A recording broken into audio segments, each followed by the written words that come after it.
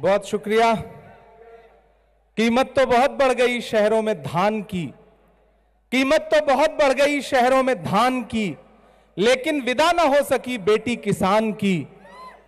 कीमत तो बहुत बढ़ गई शहरों में धान की, लेकिन विदा ना हो सकी बेटी किसान की। मौका मिला तो लोगों ने कुर्सी के वास्ते तस्वीर ही बिगाड़ दी हिंदुस्तान की। कामारेड्डी की यह सरजमीन और मेरी आंखों के सामने हजारों की तादाद में मौजूद कामारेड्डी के नौजवान, बुजुर्ग, माएं, बहनें, मैं हिंदी उर्दू में बात करने की कोशिश कर रहा हूं। 3-4 मिनट आपके सामने हूं। समझ में आ रहा है कि नहीं समझ में आ रहा है? समझ में आ रहा है ना?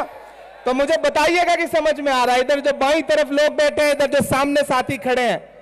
दोस्तों, आज हमारे तेलंगाना प्रदेश कांग्रेस कमेटी के अध्यक्ष रेवंत रेड्डी जी ने अपना नॉमिनेशन फाइल किया है। मैं चाहता हूं एक बार एक एक आदमी जोरदार ताली बजा करके उनका समर्थन करे कि आज उन्होंने यहां से नॉमिनेशन फाइल किया है। रेवंत भाई, मैं आपकी हिम्मत की दाद दूंगा। आपने जिस दिन से यह बीड़ा उठाया कि तेलंगाना को केसीआर से मुक्त कराना है, आजाद कराना है, उस दिन से आप अपने मिशन पर लगे। और जब केसीआर ने यह कहा कि हम कामारेड्डी जा रहे हैं, तो कोई दूसरा नेता होता तो कहता ठीक है जाओ, हम अपनी सेफ सीट ले लड़ रहे हैं। लेकिन मर्दानगी इसको कहते हैं कि आपने केसीआर से कहा कि अगर कामारेड्डी जाओगे तो हम कामारेड्डी तक तुम्हारा पीछा करेंगे, तुमको छोड़ेंगे नहीं, तुमको हरा करके वापस भेजेंगे। मैं आपकी इस मर्दानगी की दाद देता हूं। राह में खतरे भी हैं, लेकिन ठहरता कौन है? मौत कल आती है, आज आ जाए डरता कौन है? राह में खतरे भी हैं, लेकिन ठहरता कौन है? मौत कल आती है, आज आ जाए डरता कौन है? और तेरे सिस्टम के मुकाबिल मैं अकेला हूं, मगर फैसला मैदान में होगा कि मरता कौन है। कामारेड्डी वालों, आज का ये ओबीसी डिक्लेरेशन सिर्फ एक प्रोग्राम नहीं है, एक इतिहास लिखने का दिन है। क्योंकि कामारेड्डी से जो आवाज उठेगी वो पूरे तेलंगाना पे छा जाएगी। इसको याद रखिएगा। आप जब 30 तारीख को ईवीएम का बटन दबाने जाएंगे तो सिर्फ एक एमएलए नहीं चुनेंगे, आप तेलंगाना का भविष्य चुनेंगे, तेलंगाना का मुस्तकबिल चुनेंगे। और मैं तो यहां बैठ करके सोच रहा था कि ये जो केसीआर है, ये मोदी जी का यार है। याद रखिएगा, ये जो केसीआर है, ये मोदी जी का यार है। मैं तो केसीआर से पूछना चाहता हूं कि केसीआर साहब बताइए, आप अपने बेटे को चीफ मिनिस्टर बनाने के लिए प्रधानमंत्री के पास नहीं गए थे, मोदी के पास नहीं गए थे? गए थे। मोदी ने अपने भाषण में यह बात कही है। और सिर्फ मैं तो अकलियत के साथियों से कहना चाहता हूं, और सिर्फ कामारेड्डी के अकलियत के साथियों से नहीं, बल्कि पूरे तेलंगाना के अकलियत के साथियों से कहना चाहता हूं कि मेरे भाई तेलंगाना वालों, हैदराबाद वालों, कामारेड्डी वालों, निजामाबाद वालों, तेलंगाना का जो इलेक्शन है वो सिर्फ असेंबली का इलेक्शन नहीं है, ये 2024 का सेमीफाइनल है। अगर चाहते हो कि दिल्ली की गद्दी से नरेंद्र मोदी की विदाई हो, तो तेलंगाना में कांग्रेस को मजबूत करो, कांग्रेस की सरकार बनाओ, क्योंकि ये सेमीफाइनल है।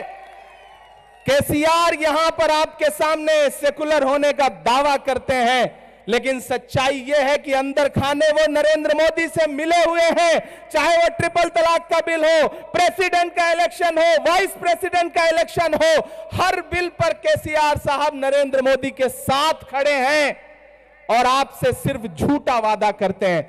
मैं तो अक्सर लोगों से कहता हूं कि इस देश में नरेंद्र मोदी को झूठ बोलने के मामले में कोई टक्कर दे सकता है तो सिर्फ केसीआर दे सकते हैं। दोनों एक दूसरे जैसे हैं। जब भी कोई बात आती है तो जज्बाती हो जाते हैं, और जब जज्बाती हो जाते हैं तो मुझे किसी का एक शेर याद आता है कि वो अब तिजारती पहलू निकाल लेता है, मैं कुछ कहूं तो तराजू निकाल लेता है। मैं इसलिए भी तेरे फन की कद्र करता हूं, तू झूठ बोल के आंसू निकाल लेता है। ये खूबी नरेंद्र मोदी में भी है, ये खूबी केसीआर साहब में भी है। लेकिन रेवंत रेड्डी साहब, मैं आपको सैल्यूट करता हूं, दिल्ली से आकर के सैल्यूट करता हूं। माइनॉरिटी डिपार्टमेंट के नेशनल चेयरमैन की हैसियत से खड़ा होकर के यहां कह रहा हूं कि जो माइनॉरिटी के अकलियतों के वोटों के ठेकेदार हैं उन्हें समझ में आ गया है कि इस बार तेलंगाना का अकलियत, कल माइनॉरिटी डिक्लेरेशन हुआ, जिस तरह से माइनॉरिटी की स्कीम्स का ऐलान किया है कांग्रेस पार्टी ने रेवंत जी की अगुवाई में, पूरे सूबे के अकलियतों से मैं कहना चाहता हूं कि एकजुट हो जाइए, कांग्रेस के साथ खड़े हो जाइए।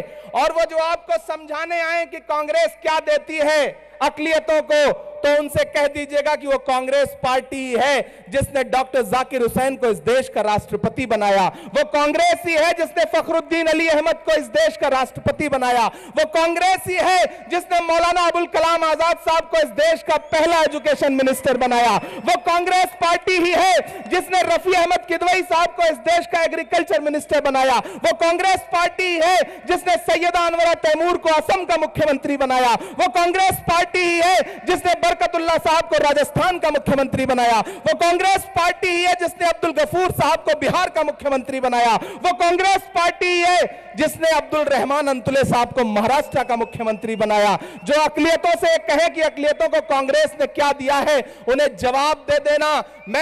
आप मुझे मेरी शायरी के हवाले से जानते हैं, पहचानते हैं, मुझसे मोहब्बत करते हैं, मैं अपना दामन फैला करके आपके सामने खड़ा हूं। शब्बीर भाई इस बात के गवाह हैं, तमाम बाकी साथी इस बात के गवाह हैं कि कामारेड्डी वालों, जो दिलेरी रेवंत ने दिखाई है, उस दमदार आदमी के साथ खड़े हो जाओ। ये इंसान तेलंगाना का मुस्तकबिल बदल के रख देगा। मैं तो वहां बैठे बैठे सोच रहा था कि केसीआर, आपकी राजनीति का अंत रेवंत रेवंत रेवंत। बहुत शुक्रिया।